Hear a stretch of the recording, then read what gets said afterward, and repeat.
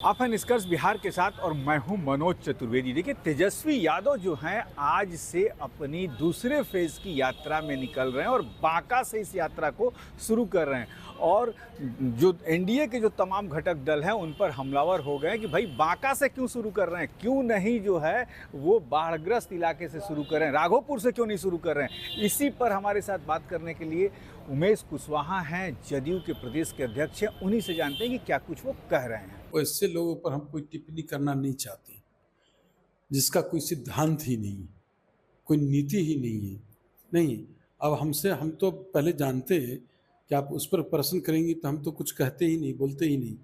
नहीं, आप जान रहे हैं कि जो अपना जनसुराग पार्टी के जो संयोजक है, जो प्रशांत किशोर के जिनके बारे में आप चर्चा कर रहे हैं, वो लगाते हैं बड़ी बड़ी महात्मा गांधी जी की।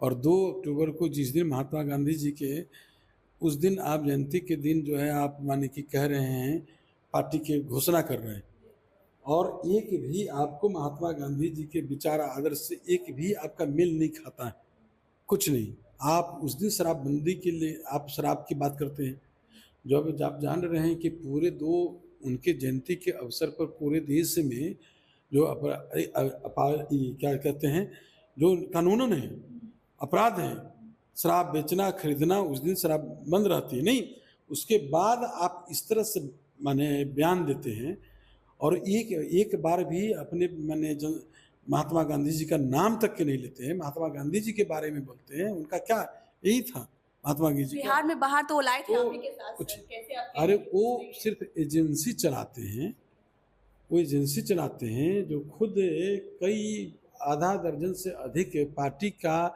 गोद में जाकर खेल लिए हैं। वो पार्टी क्या माने, वो पार्टी को जो है क्या खड़ा कर पाएंगे। उमेश जी, आज से तेजस्वी सेकंड फेज की यात्रा शुरू कर रहे हैं। बीच में छोड़ के यात्रा किए, दुबई चले गए, बिहार बाढ़ से डूबा, देखने नहीं आए। ये तो जनता भली भांति जानती ही, और जनता उनसे उम्मीद क्या कर सकती है तेजस्वी जी से। तेजस्वी जी कभी भी जनता के सवालों को लेकर, जनता के समस्याओं को लेकर कभी गंभीर रहे हैं? कभी नहीं। वो तो सिर्फ उनका राजनीतिक लाभ कैसे हो उस पर वो काम किया है, मार्केटिंग उन्होंने किया है।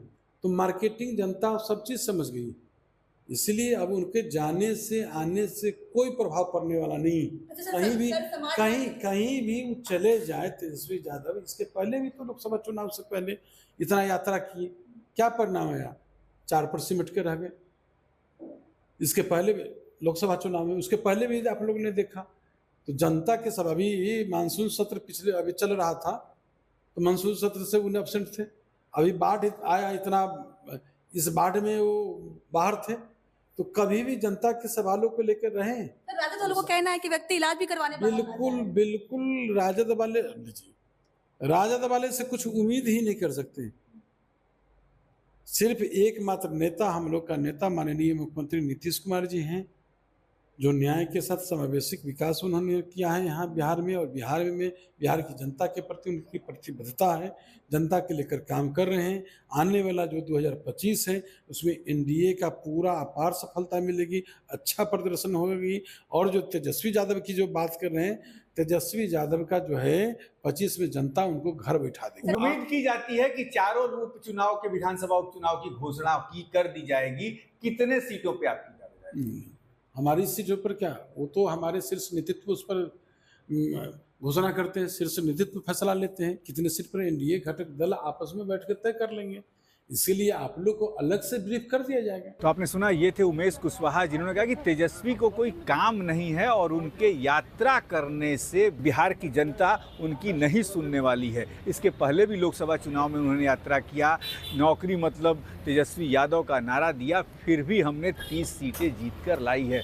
4 विधानसभा में जो उपचुनाव होने वाले हैं, आज शायद उसकी विधिवत घोषणा हो जाएगी। उस पर उन्होंने कहा कि केंद्रीय नेतृत्व, एनडीए के तमाम घटक दल के जो नेता हैं, जो तय करेंगे वही होगा। लेकिन तेजस्वी की इस दूसरे फेज की यात्रा से बिहार के लोग क्या कुछ समझते हैं, इस पर भी हमारी नज़र टिकी रहेगी। आप बने रहिए हमारे साथ।